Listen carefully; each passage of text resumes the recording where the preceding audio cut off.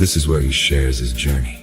The life lessons, challenges, and defining moments that shaped his voice as an author. Each episode explores the inspiration behind his books, the purpose in every story, and features select passages that bring his message to life. Meet his incredible friends and learn where his books are available, and how to stay connected as his future projects continue to unfold. So relax, settle into the groove, and let the jazz guide you into his world of storytelling and truth. Powered by SKST Radio Network and Street Grind Entertainment.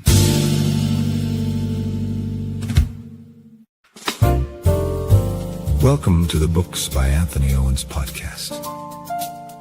This is where he shares his journey. The life lessons, challenges, and defining moments that shaped his voice as an author. Each episode explores the inspiration behind his books, the purpose in every story, and features select passages that bring his message to life. Meet his incredible friends and learn where his books are available, and how to stay connected as his future projects continue to unfold. So relax, settle into the groove, and let the jazz guide you into his world of storytelling and truth. Powered by SKST Radio Network and Street Grind Entertainment.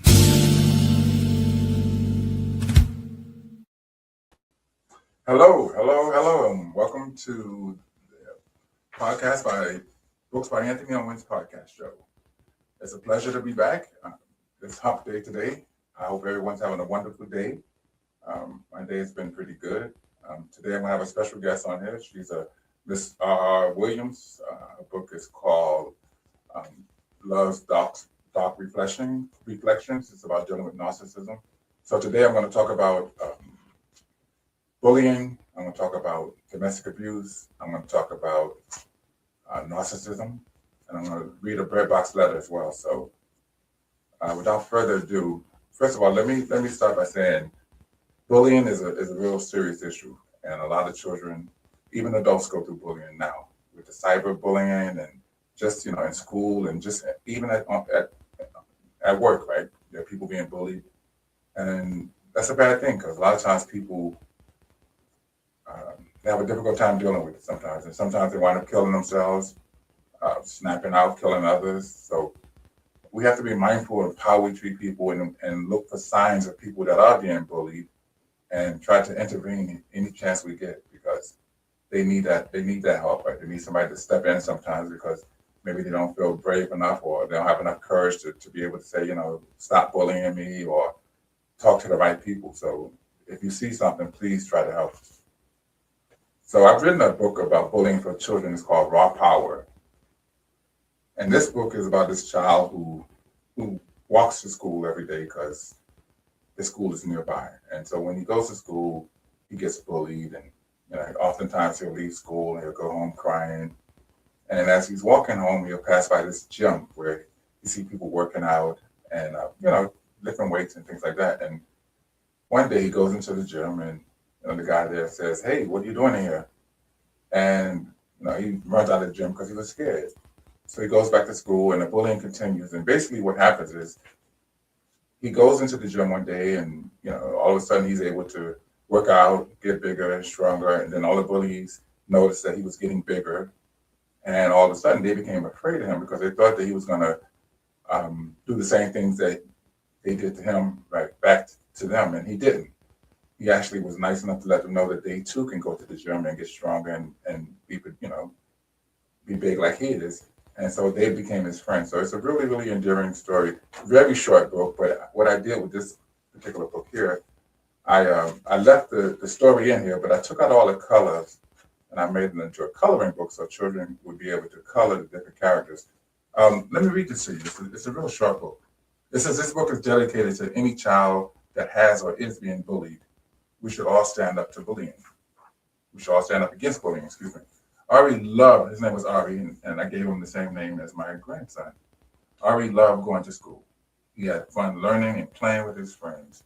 One day, there were some children in the school that started to bully Ari. Ari was sad and afraid of the bullies. He told his teacher and his parents, but the bullying did not stop. Ari walked home from school every day since he lived very close to the school. There was a gym that Ari would pass by as he walked home. The gym was called Raw Power. So let me tell you about Raw Power. So the name of the book, Raw Power, I wrote it with a guy named uh, Diesel Ramos, and he was one of my friends on TikTok. And one day he said, "Hey, Ant," because he always called me Ant. He's a professional bodybuilder, a real big guy, right? I hadn't thought about doing a children's book or anything. He said, "Hey, let's do a book about a children's book about about lifting weights." And I said, "Okay, well, that's fine. I'll do it." And that's all he said. That was all he said. Didn't give me any other input, and so I ran with it. And since I knew that he was a professional bodybuilder, he had been in a couple of movies as well. I wrote the entire book, and he enjoyed it as well. So I want to give him his credit for even bringing up the idea of doing this. So it was his idea to do it. So I put him on the book as well. So his name is Diesel Ramos. So anyway, it says the gym was called Raw Power, and Ari would look inside of the gym every day. He would see the men and women working out, lifting weights. Ari would be in amazement as he watched the strong men and women with their big muscles. One day while walking home, Ari decided to go inside of the gym to get a closer look at the people he would see almost every day.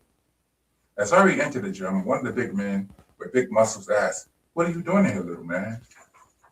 Ari was surprised and scared and immediately turned around and ran out of the gym. Ari's heart was beating fast as he ran all the way home. The bullying in school continued, and Ari was crying as he was walking home one day. Ari told himself that he was not going to take the bullying anymore. On his way home, Ari stopped at the gym, and when he entered, the same man with the big muscles asked him again, "What are you doing here, little man?" This time, Ari said, "I want to be big like you. I am tired of being bullied." The big man said, "Little man, I will help you." Ari was so happy that the big man was going to help him become big like him. Ari had the biggest smile on his face. The big man's name was Luke. Luke was very nice to Ari and showed him how to lift weights and how to develop his muscle mass.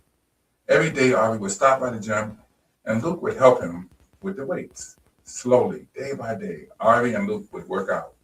After 15 days, Ari started to notice that his muscles were starting to get bigger and bigger. By day 30, Ari could see a big difference and was thrilled with joy. Going to the gym and working out gave Ari more confidence in himself, and he started to feel happy about himself. When Ari went to school, the other children noticed that Ari had big muscles and that he was no longer shy and quiet.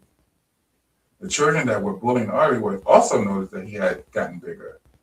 All of a sudden, the bullies started to become afraid of Ari. They did not want to anger the big Ari. Ari saw that the bullies were now afraid of him. Instead of treating the bullies like they had treated him, Ari told them, "My friend Luke at the gym can help you become bigger too." The bullies now noticed that Ari was not angry with them and had offered to help them too. Now everyone was Ari's friend, including the bully. And at the end it says, Ari shows us that bullying is not fun and that no one deserves to be bullied. He also shows us that we can also forgive. So this is a good book for children from the ages of, a child to 10 years old, I say. I too was bullied in school, and a lot of people were bullied. And I had to fight a lot. When I went to high school, I remember that very well. I was very quiet, very shy. I was tall, skinny. I didn't bother anyone, didn't say much to anyone, kept to myself. But there was always people that wanted to make an example and try to beat up the big, tall, skinny, quiet guy. But that didn't happen. They would fight with me, try to, you know what bullies do, try to take your stuff. And I would fight them back. I wasn't scared. I just didn't want to be bothered. And then I don't even remember losing any fights, but then people would look at me like, why was I fighting someone smaller than me?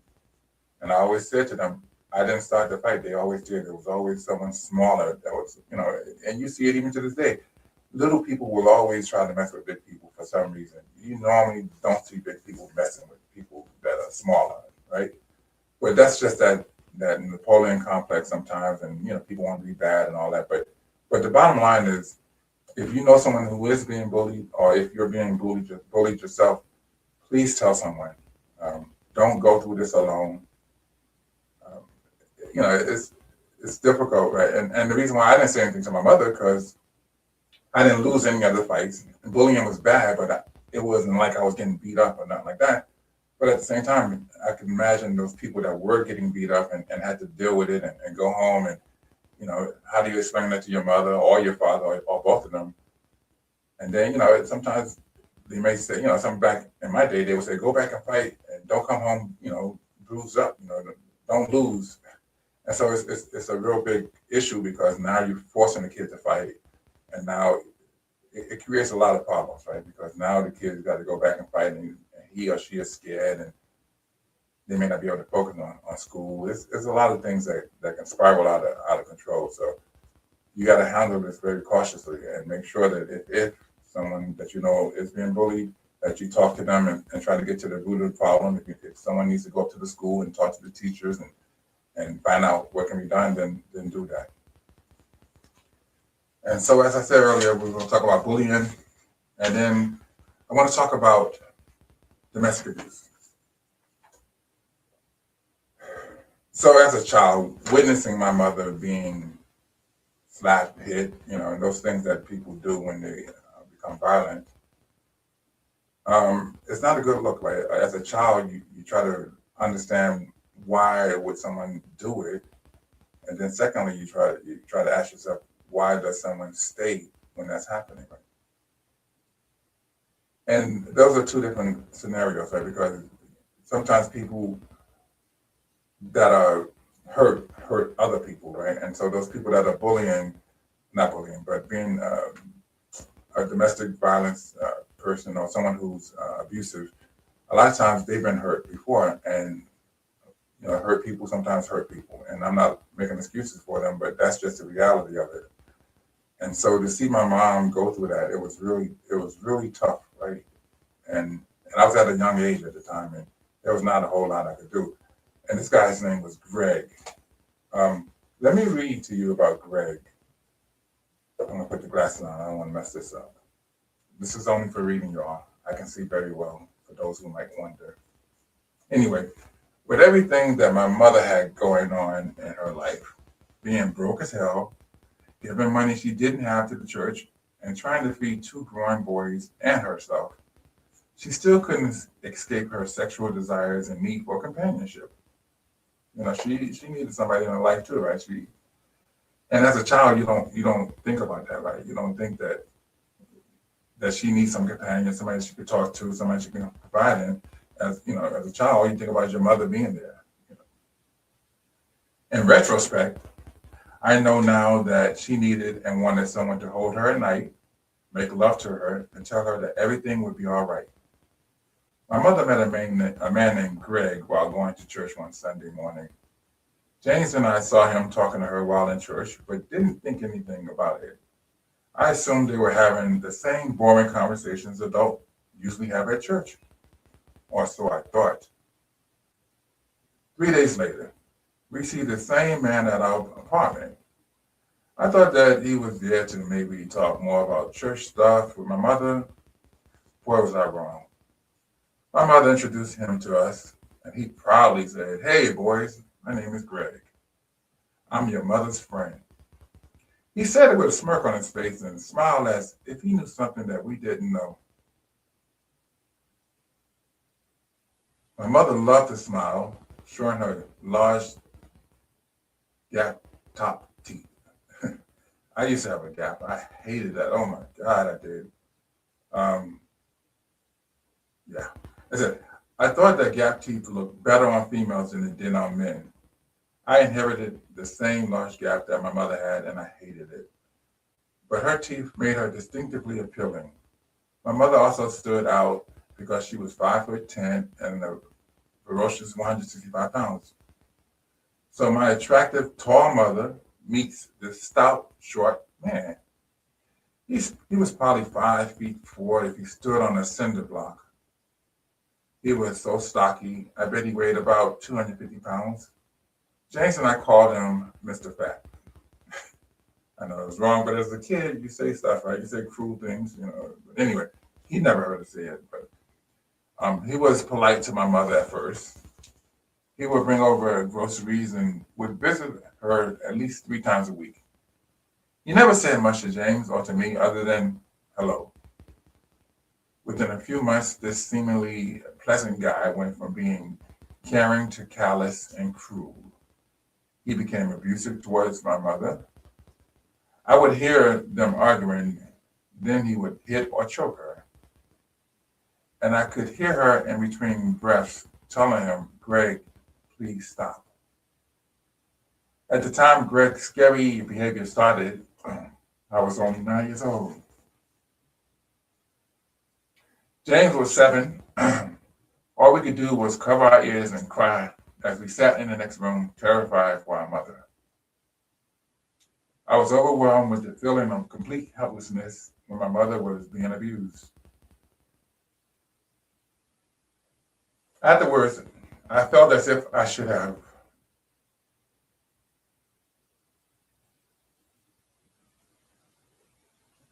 Well, my mother recently passed away, and this is really hard. I think about all the stuff that she went through and how difficult it was.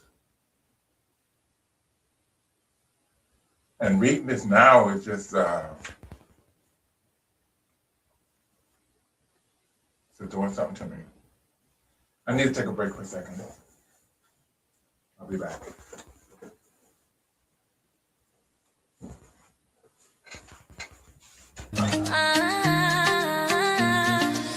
From the heart of the coast where the waves rise high, they magazine we lift and amplify. Stories of love, of strength, of pride. Giving back, standing tall, side by side. We are the rhythm, we are the voice. Community rising, making bold choice. On short drive, we shine, we soar. They magazine, forever, evermore.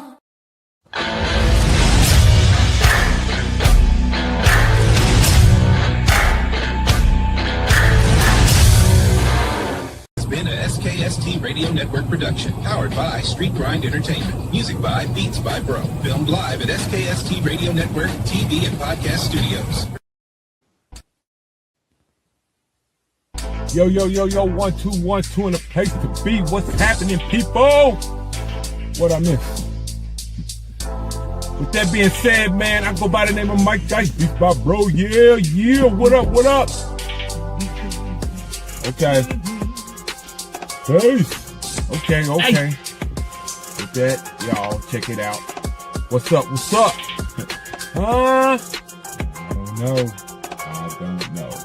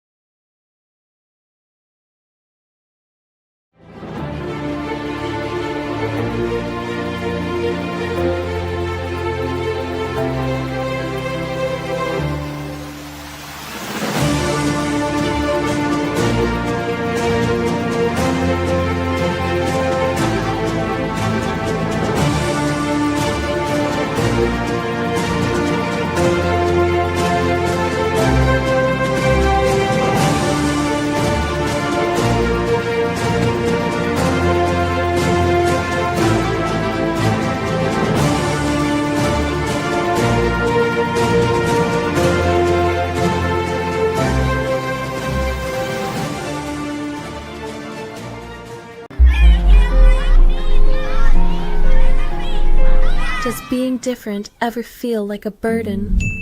Have you ever faced someone who tries to bring you down?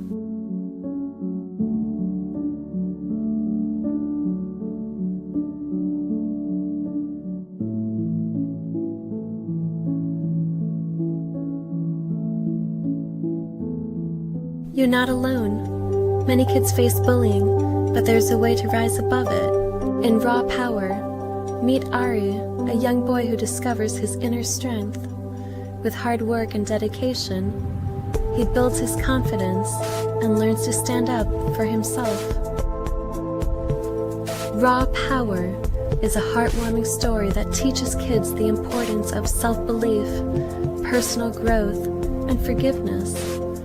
It shows them that they can overcome bullying and become resilient, kind-hearted individuals. Empower your child to face challenges with courage and compassion. Get your copy of Raw Power today. Welcome back, everyone. I had a little technical difficulties. I'm trying to bring in another guest, and so ran into some issues, and still trying to bring her in. Let me finish what I was saying. Hello. It says, within a few months, this seemingly pleasant guy went from being caring to callous and cruel. He became abusive towards my mother. I would hear them arguing. Then he would hit or choke her, and I could hear her in between breaths telling him, "Greg, please stop." At the time Greg's scary behavior started, I was only 9 years old. James was 7. All we could do was cover our ears and cry as we sat in the next room, terrified for our mother. I was overwhelmed with the feeling of complete helplessness when my mother was being abused. Afterwards, I felt as if I should have done something to help her. You know, when you're young, you see somebody that you love getting hit or whatever, you want to jump in, but I was real young. James and I would talk about how we hated what he was doing to her, and we wished that he would just leave and never come back. James said to me, "Man, why won't Mama just kick his ass since she's taller than him?" "The dude looks like a house," I replied. James fell silent. Even at a young age, I realized that Greg's abuse of my mother was hurting James. I had been so worried about my mother at first that I overlooked the effect that all of this was having on my little brother. I saw the two of us as tough young men who had to protect our mother. The reality of it was that we were little kids and had to deal with our own pain caused by being unable to change things. We saw and heard our mother being physically and emotionally abused while we couldn't do anything to protect her. We went to bed many nights, baffled, angry, and afraid. It goes on to say, the abuse continued on and off for almost a year. My brother and I were too young to understand why a man would physically abuse a woman and why a woman would stay in a relationship that was so toxic. James would ask me, why is Mama still with him? I have no idea, I replied. I really didn't get it. Then there came a day when I couldn't take it anymore. Greg hit my mother in front of me, and I picked up a broom and swung it and hit him across his head. But he just swatted at me like I was an annoying fly. I fell to the floor, still full of rage, but more frightened. Greg didn't live with us. He never took my mother out for dinner, a movie, or any place for that matter. His occasional grocery purchases for my mother had become almost non-existent. In fact, he started to mooch. Greg was broke. As far as I could tell, he didn't have a bank account, credit card, or a car. James and I used to talk about how Greg was using our mother. Sure, our mother didn't have much, but Greg seemed to have even less. I remember James saying, I bet Greg doesn't even know how to drive. He's probably too short, I replied. James and I both laughed. Humor helped us get through the time of Greg, through the time of Greg. So, when you're going through a lot of difficult situations, trauma, witnessing different, abuse and all this stuff, a lot of times the only thing you do have is, your prayers, you have laughter. You have to find something that keeps your mind off of the insanity, keep your mind off the trauma, keep your mind off the terrible things that you're going through. And even to this day, right, when you're going through difficult situations, a lot of times you can't just waddle in whatever trauma or whatever pain, whatever you're going through. over and over, it'll drive you crazy, right? And it's kind of non-productive, if you will, because it doesn't allow you an avenue to escape. It doesn't give you room to just get away from it, even for a little while, right? You can't just stay in it constantly. And it says, I remember, let's see, my sister, Rhonda, was born in January. Rhonda was a pretty baby with longer hair than I thought she would have had because my mother's hair wasn't long and her father, Greg, had a receding hairline and not much hair. I noticed that people would stare openly at his unforgettable attempt at an afro. I never understood why he didn't just cut it off, what little there was, and please the crowds. So I'm gonna skip a little bit. And then now that my sister was born, so now our family situation had gone from bad to worse. Even at that age, I knew that my mother was lonely and needed some adult companionship, but did she really have to pick a man who would turn out to be another deadbeat dad? My mother had been struggling financially when she met Greg. I guess she thought that Greg would provide some measure of support. Wrong again. My mother used to tell James and me that Greg was in between jobs. He wasn't working when they met. It was hard to be in between jobs when you didn't have a job in the first place. How you gonna be in between jobs and you didn't have a damn job? He wasn't working when they met, and I'm reading the same thing. And it was hard to be in between jobs when you didn't have a job in the first place. He was constantly looking for work. Hell, even a blind squirrel can find an acorn occasionally. Why couldn't this grown-ass man find any real work? Life is hard, but it's even harder if you're not motivated and persistent. I was a kid and had found work. I wonder if Greg had seriously tried to find work. That, to me, that was a very interesting chapter because that was my first experience in seeing domestic abuse. Well, I take that back. I had seen it before from my other uncles. They were all abusive. All the men in my family, except maybe one cousin, they were all abusive. I don't know where they got it. Well, I guess they got it from their father because my grandfather was abusive. And so that's something that they carried on over and over from generations apparently, but I broke that cycle, right? Because as a child, I saw it, I knew that it was wrong, and I despised it. I couldn't in my mind imagine or understand why would someone beat up on someone, right? You don't have a right to hit anyone, but yet they were beating up these women in my family who were loving them, who were providing for them, and it was just wrong on so many levels. So I'm glad it didn't turn out like that. And if you're being abused, there are some shelters you can contact. There's resources that are available, and you don't have to go through this alone. Just like with bullying, sometimes we try to hide things from people, and sometimes people notice it, right? They notice that you're acting different. They notice that the scars are evident, and there's a lot of things that people see that you may not be aware of, but we as individuals on outside, we can see some things that are different, right? Your character changes, your personality. You're not the same bubbly person anymore. You always seem timid. You're afraid. You're scared. There's a number of different telltale signs that you can see when the person may be going through something. So if you're that person, try to get some help. Talk to somebody. Call the police. Do what you have to do, but don't put yourself and don't put your children through the things that I've gone through and then the things that they're going through, because they got to live with that long after your relationship ends with whomever you're with. I think it's time for a break. Hopefully by then my guest will be here. And no, wait a minute, there's no time for a break. Well, hello everyone. Your mic is muted, Ms. Strickland. Hi, okay, how are you everybody. today? Anthony. Oh, you're welcome. It's a pleasure to have you. Everyone, this is Miss Strickland. We call her Miss Strickland, but her book is, her pen name is R.R. Williams, and the book is Love Stock Reflection.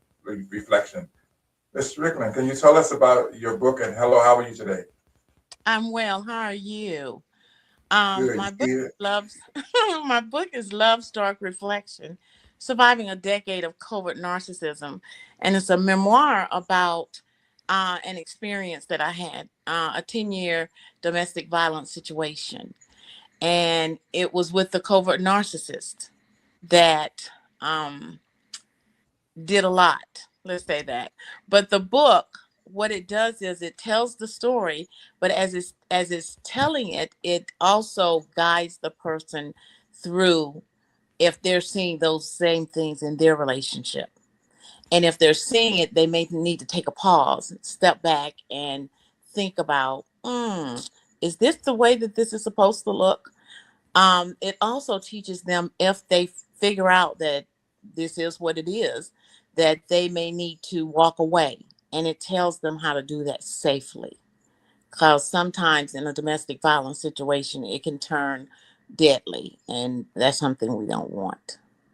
So let me ask you a question. When you were going through what you had to deal with, were your kids seeing some of those things as well?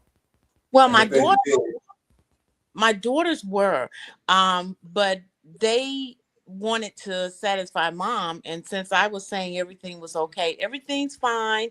My oldest daughter, at one point, she said, "Mom, every time I drop my daughter off, you're tired. Why is it that you're so tired?" And it's 7 o'clock in the morning. But what was happening and what I didn't tell them was this person would be screaming all night and cursing, excuse me, and cursing, and I would have to deal with listening to that all night. So I wasn't getting any sleep. And when she would drop my grandbaby off, because I homeschooled during that time, when she dropped her off, I was tired. So and yeah, that was from the arguing, going back and forth with him, right? yes, So, that so, was, so let me ask you a question.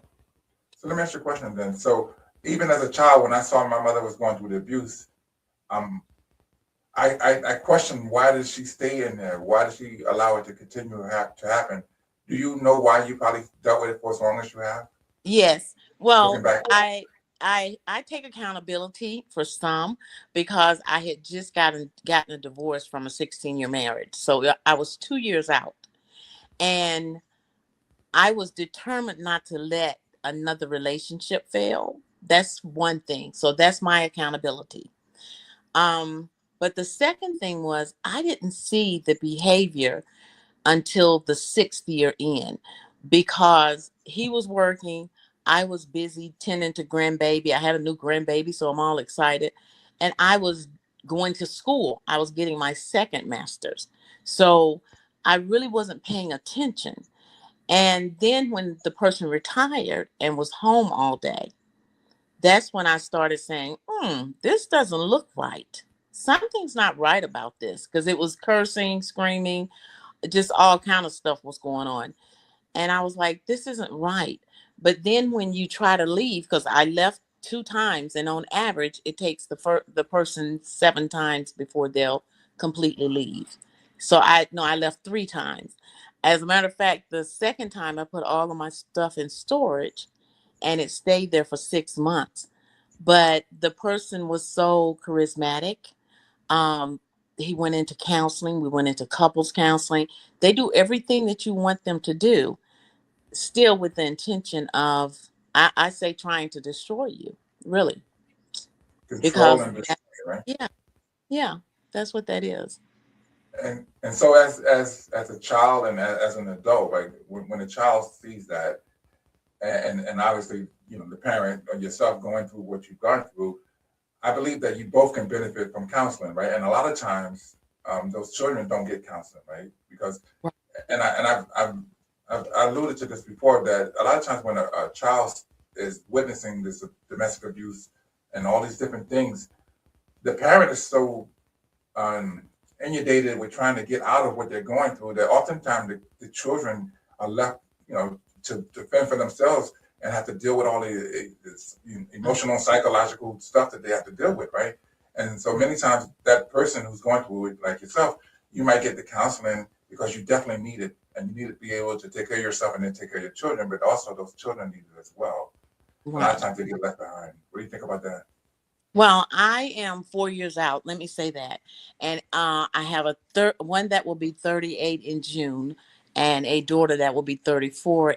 Well, she turned 34 on the 12th of June, and the other daughter on the 3rd of October she will be 38. So I have a 34 and 38, and then my 10-year-old granddaughter, because I was homeschooling her, she heard stuff, and children feel stuff. She felt the tension in the air. So once I left, this is what I did. I was in counseling, and then my grown daughters went into counseling because I found out later that they lived with the fear that they were going to get a call, that something was going to happen to me. So we went through counseling for that. But I also made sure that my 10-year-old granddaughter was in counseling. And the reason being is I want a productive adult. I don't want her to be anxious or scary. It affects children even when we don't think that it affects them, and like you said, we're trying to get out, it affects our kids, and they grow up to be nervous and anxious and not knowing how to move about in society. So I recommend counseling for everybody that's involved in it. And I do too, right? And so you mentioned earlier that it normally takes about, on average, about 7 times a person leaving before they decide to actually leave for real. So what are some of the reasons why a person would stay, up until that 7th time or however longer? So with this situation for me, let me tell you, for me, it was the fact that I'm the only pawpaw that your granddaughter knows because her grandfather had passed. So they will use the children, they will use finances, they will use public shaming. Because I remember at one point the person even called my brother and said, "Your sister's acting crazy again." And my brother, when he got on the phone, he said, "Sis, what's going on?" And I hadn't told anybody what had happened, what was going on. And I started crying. And I said, "If I stay here another year, I'm going to be dead." And he said, "What do you need?" I said, "I don't need anything. I just need to know that you guys know that it's not me. I need for you to understand that I'm trying to get out of a situation, and it's hard because emotionally I'm wrapped up with this person, and financially, because I was also being financially abused. Financially, I'm wrapped with this person. So you have a lot of things that keep you tied to a person. And if you are a mother that is a stay-at-home mother, now you're looking at, where am I going to go? You're looking at finances. You're looking at, how am I going to raise these kids without their dad or their mom? You can do it. You can do it. Right, and a lot of times, a lot of the people that were in your situation, they feel like they have a lack of resources, so they continue to stay there because they feel like they're basically they have no out, right? They have nowhere Mhm. to turn, and so a lot of times they stay in there because they feel like they're trapped. Right. And that's bad in itself, because when you get to a point where you feel like you have nowhere to go, a lot of bad things can happen, right? Violence can happen. You can turn around and kill him or whatever, or her, or you could lose your mind. There's a number of bad things that can happen when you feel trapped. So, you know, and I think, and I'm quite sure you might agree with this. The biggest thing is to make sure that you take care of yourself mentally, right? Especially like once you decide to get out for real, to seek some help, because it's going to be on Right. your mind constantly, right? Right. But you know what, Anthony, too, when people say, well, I don't have any resources, I don't know how to get out, I don't know what to do, there are resources in the community. And if, such as with my situation, I did get a restraining order on the person, and I did find myself in under the confidential address for North Carolina, so that the person couldn't find out where I was. There's resources out there. Yeah. I think the person just has to make their mind up. I'm leaving. But I do want to say plan. I don't want to say just jump up and run out unless you have to. So I do want to say plan. Right. Because there's some instances where people just have to leave because it's beyond, your safety. And I think I've mentioned this before on my live, that I ran into a person who had been in an abusive situation for like 27 years. And her kids had to witness that for a long period of time. And I had just met her, and she had only been out of that relationship maybe 2 weeks if that. And when she said that it was strange to feel safe, because she didn't have to worry about someone bothering her, beating her up, and all. And it was strange to feel safe because explain that to me. You said, could you imagine? You started to say, can you imagine that? It Well, is. yeah. It's strange to not wake up with somebody screaming or the TV or the radio blaring. When I first left my situation, and I keep going back to that because I can only speak to that. When I first left, I would start an argument because I moved in with my daughter at first, and my oldest daughter. And every Sunday I would pick. I mean, it was something going on. And finally she said, Mom, every Sunday, it's almost like you start an argument. You're trying to start an argument. I had to sit with that because what was happening was, because I homeschooled, he tried to wait until after the grandbaby left at nighttime to do all the crazy. And then on Saturday and Sunday, oh, it was live. He had Crown Royal and he was drinking. He was throwing stuff, screaming, hollering at the top of his lungs. So on Sunday, my nervous system had not settled down. My nervous system was still up in a life or flight mode. And it is strange. I didn't even know, and I laugh about it now. I didn't even know what I liked to wear. I mean, before I went into the relationship, I was that girl. Then when I came out of the relationship, I was like, well, what colors do I like? What do I like to eat? Because I always tried to keep the peace so that it wouldn't be a something going crazy in the house. And let me get this clear with everybody that's listening or watching. Domestic abuse it can go both ways. A man can get abused as easy as a woman can, right? So Yeah. it's not right either way. And so, unless you're actually going through it or unless you're witnessing it, sometimes it may not be easy to understand. Yeah. And then a lot of times people always question, why do you stay so long? Why do you stay? That's a general thing that I've heard for so long. You can never say what a person will do or how long you're going to stick with anything or what's going to make a person snap.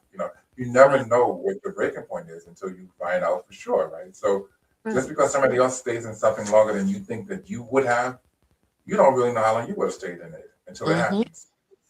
But Anthony, also because the chaos that's going on with these situations, you may even lose track of time because after I did get out, I can't even imagine myself staying in something as volatile and toxic for 10 years.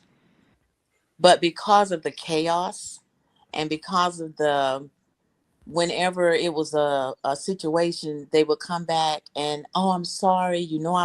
I'm pressured at work. I was drinking. There's all these excuses. And as a woman, even men, I would say men too, you want to make that relationship work. So you want to figure out for a long time, you think, what am I doing? What do I need to do different? It's not you. It's not you. And that's another thing I wanted to say. I hate when society says, well, why did you stay so long? If it was that bad, I had a lawyer to say that to me in court. If it was that bad, why did you stay? I stayed because we had our finances tied together. I stayed because I loved him. I stayed because I hoped that he would get himself together. I stayed because I wanted my granddaughter to feel comfortable around a man. Those are reasons that society doesn't look at. I stayed as a mother. Let's say if I was a single mother, I stayed so that my children would have somewhere to stay. I stayed because my children need to be fed. We need to really stop blaming victims in our society because we do that a lot. Yes, we do. And and like I said earlier, a lot of times people don't know how difficult something is unless they're actually going through it themselves. And it's easy for people to judge and come up with their own ideas and thoughts with a situation that they have nothing to do with, right? Right. And I know you've heard me repeat this over and over on my live about people minding other people's businesses, right? I said this before. Just because you don't like the way a person lives, how they look, who they worship, who they love, right? What color they are. Yeah. You don't have a right to treat them poorly. You don't have a right to treat them unfair. You don't have a right to make them feel bad. That's not, you don't, you need to worry about how your life is going. What are you doing to make your life better for you and your family? And forget about everybody else's. Right. Mind your business and live your life and let people enjoy their life the best way that they can. Yeah. That's it. But look, No, today I was talking to a group of judges, me talking to some judges. And that was one of the questions when you said that, well, why did you stay? That was one of the questions that they were asking. And they weren't asking me. They were saying when people are in those situations, why do they stay? Um, and I tried to explain it to them. I'm hoping that I got it through. And they were like, wow, you never think that someone that is accomplished, because see, people think that it's only poor people that go through abuse. No, people that are rich, people that are accomplished, people that are work that go to work every day, people that you would see at church. It happens everywhere. It happens everywhere that there's a house and a husband and a wife, or a partner and a wife, and or a partner and a husband. It happens everywhere. Yeah, yeah. it's not just one thing. So that experience was good for me today because it um it helped me to realize how strong I've become. That's what I want to say, because I was able to do it without being shaky. you know, I was able to say, as a matter of fact, this is how that is. And I felt good about it. And you know what, Ms. Strickland, I hate the fact that you had to go through that, but I'm glad that you've grown and blossomed, and you didn't allow that to stop you from being who you are, right? Right. And I had the pleasure to know you, and I'm honored to be your friend, to be part of the family. You know, that's a good feeling. So, Yes. Yes, um, you are. yeah, I know, right? So before I want to go ahead and read, you know, I got the bread box letter. I'm going to read one. It's a short one, so I want to ask your opinion as well. So, for those who was listening, the bread box letter is something I do on my social media platform, particularly TikTok, which I'm not going to be going live on for a minute. I'm going to take a break. I read this like every Wednesday, and what it is letters that people send to me anonymously. I read it to my panel. Ms. Strickland is part of it. She's my right hand, and she's one of the moderators. She's amazing. I have a few others. I have Jess Mama. I have Cornbread, Onyx, cornbread. You want me to name Cornbread. them? He's not a moderator, but yeah, yes, yeah. I have but anyway, You have they a send me lot of letters. people that Yeah, but support I'm just talking you. about the moderators right now. I want to give them a shout out and say how much I Okay. appreciate them and all that, right? You, Onyx, right? Jess Mama, Pamela. But anyway, so when they send these letters to me, I read it to the panel, and we talk about we come up with solutions, ideas, suggestions on how they should resolve whatever issue they're going through. A lot of times, people, will revert back to counseling, therapy, speaking to someone. We'll even give them different resources that they can try to go to help fix their issues, and it's been really, really helpful for a lot of people because they were right back in and tell us what happened and how things have turned out. And so I enjoyed doing that, doing the Bread Box letter. So without further ado, I want to go ahead and get started on this one. It's a really short one. It says, I have been in a relationship for several years with someone I love deeply. On most days, things are good. We support each other, enjoy spending time together, and have built a life that many people would probably admire.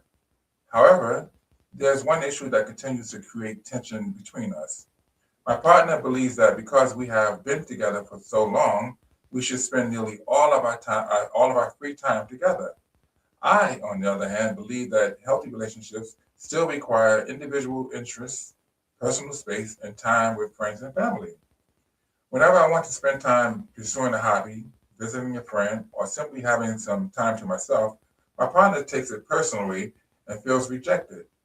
This often leads to arguments, hurt feelings, and misunderstandings. The truth is that my desire for personal time has nothing to do with loving my partner less. In fact, I believe it helps me be a better partner. My question to the panel is this: how do couples find the right balance between togetherness and independence? Is it unreasonable to want personal space in a committed relationship, or should partners expect to spend most of their free time together? Let's start with the first question. So, how do couples find the right balance between togetherness and independence?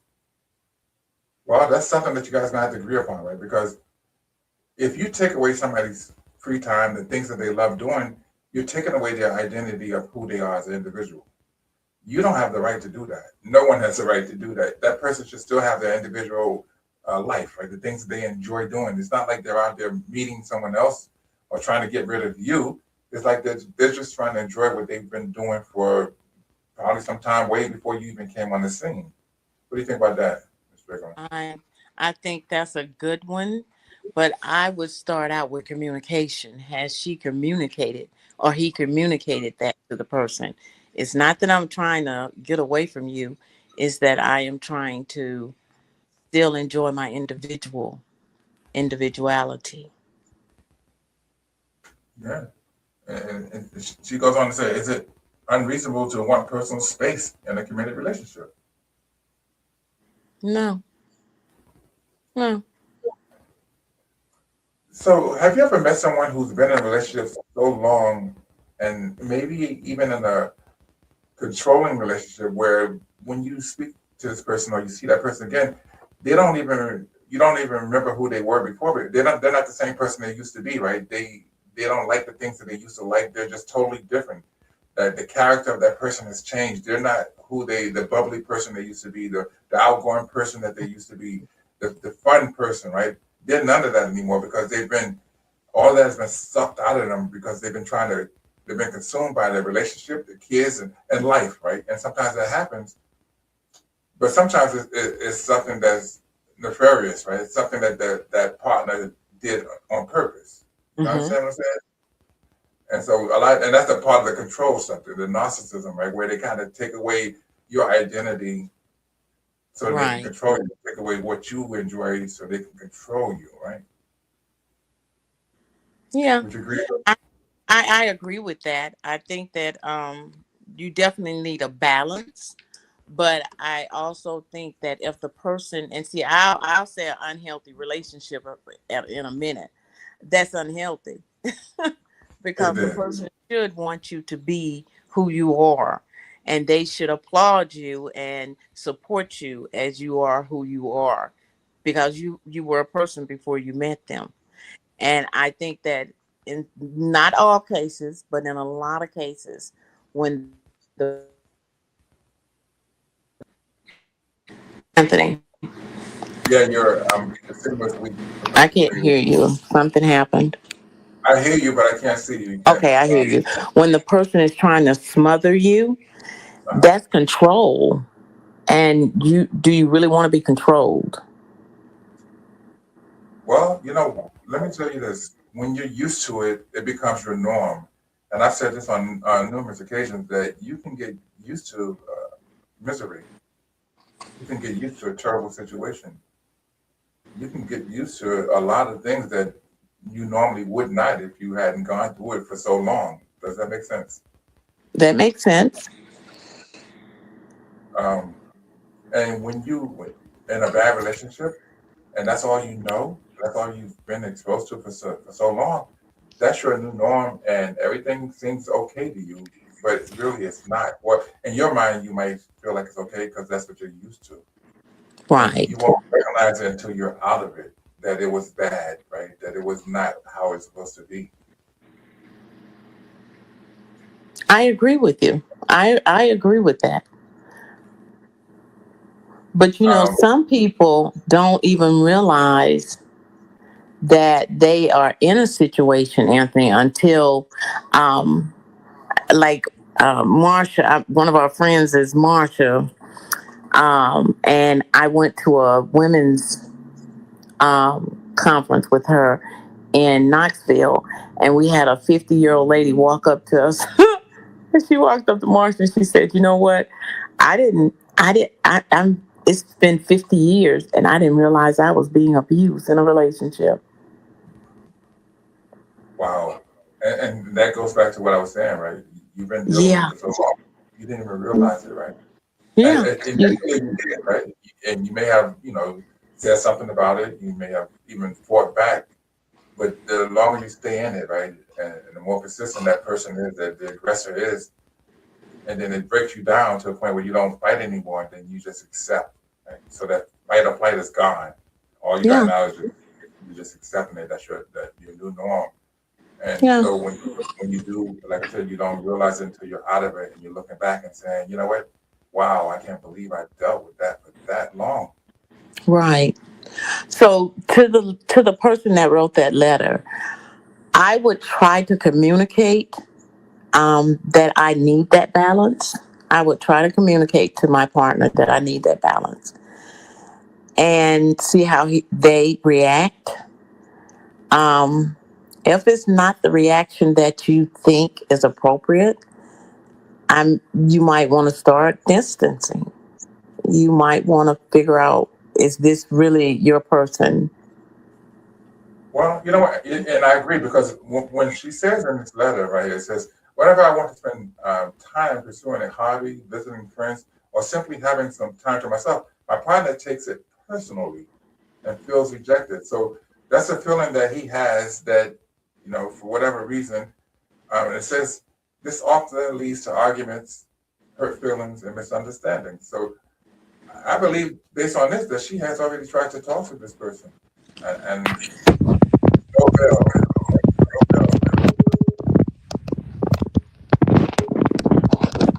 Yeah.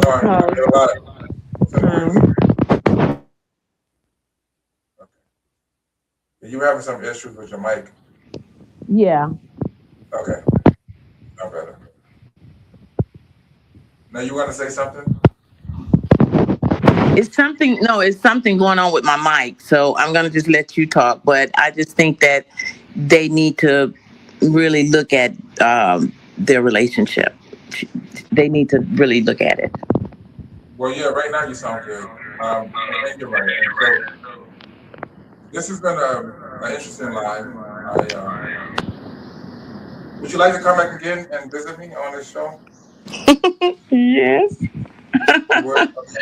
You would? Okay. I'll come back. If you don't mind, you can be my co-host, and we'll bring up some different topics. That'll work. But you're gonna give me more notice. I know that much. Mm-hmm. Okay, I can do that.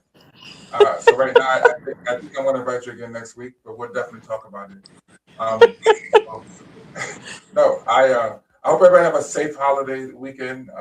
Please be mindful.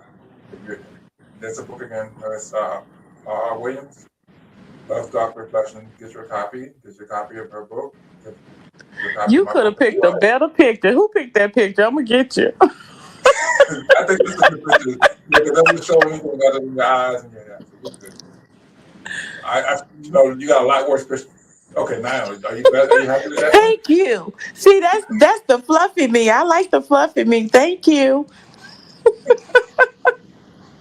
You're so vain. You probably think the song is about you.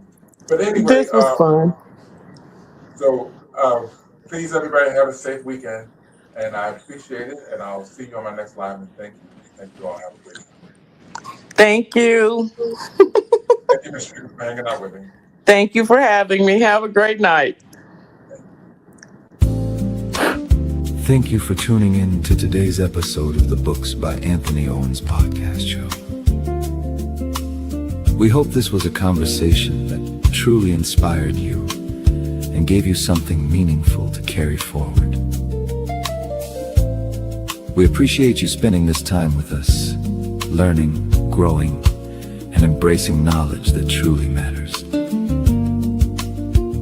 Join us next week for another powerful and uplifting episode of the Books by Anthony Owens podcast show.